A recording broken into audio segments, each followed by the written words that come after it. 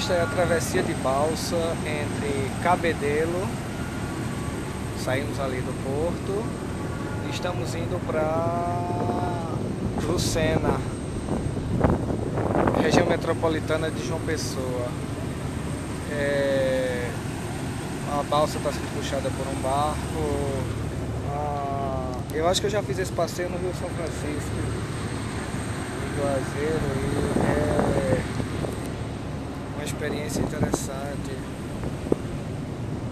Vocês podem ver os carros, Porto de Cabedelo,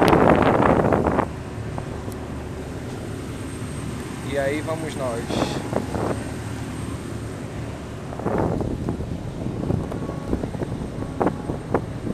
Nós continuamos o passeio aqui na balsa, Porto de Cabedelo.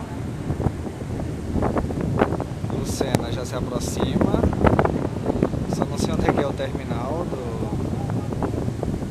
dessa balsa, mas é interessante fazer um giro aqui.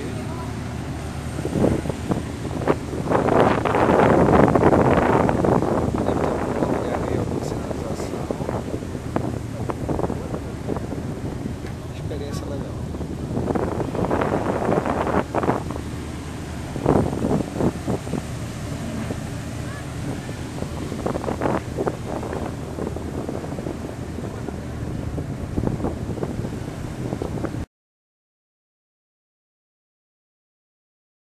É um troço muito doido.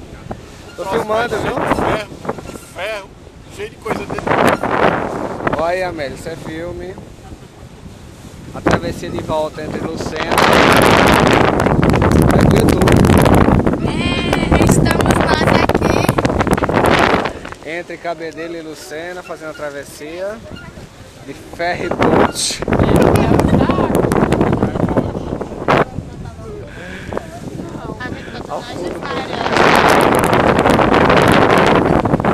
Está na Barra de São Miguel. A Barra São Miguel vai ter? Vai A Barra de também. São Miguel vai ter.